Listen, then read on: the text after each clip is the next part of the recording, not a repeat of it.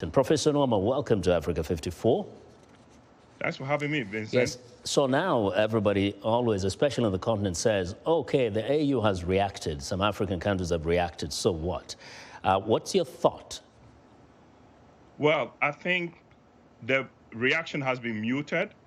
And usually nuance is a good thing. But not now. A moment like this requires the kind of moral clarity that we saw from Kenya's ambassador to the United Nations. For example, Africa has to understand that our relationship with the rest of the world cannot simply be based on interest, narrowly defined interest, but rather values as well. So we have to think about the type of world that we want to live in.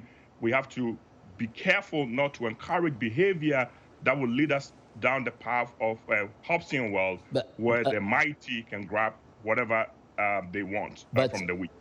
So, Professor, see, if you look at how the reaction was, for example, during the vote, it tells you a lot about Russia's involvement in Africa and its linkages with individual African countries. So how can they react appropriately and at the same time maintain those important relationships? So it's remembering the fact that you cannot just base everything on current interest. And even when you're dealing with interest, we still have interest in making sure that things go right in Ukraine. There are a lot of African students stuck in that country. So we have relationships with Ukraine as well. But my bigger concern is that we are doing the kind of short-term analysis that says that because Russia is a much bigger power and Russia is more involved with Africa, we should either keep quiet or we should support them. And you have to remember, we have a saying back home, the bird that refuses to sing is very soon forgotten by the village. Africa has a loud voice, but it has to use that voice on the side of what's right in our system. We cannot just sit down and let big states. Do you get the sense in a few seconds that Africa recognizes it has that powerful voice?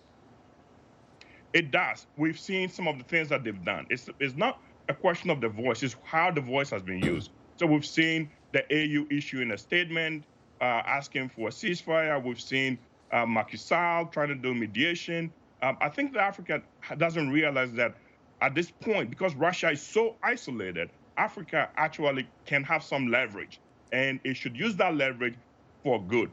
Because what happens to Ukraine may very soon happen to some of our weaker countries on the continent. The stick that's used to beat the housefly will one day be used to beat the butterfly. So we have to remember that. And we have to stand with countries that are vulnerable, that are fragile, because we want a world that's fair for everybody.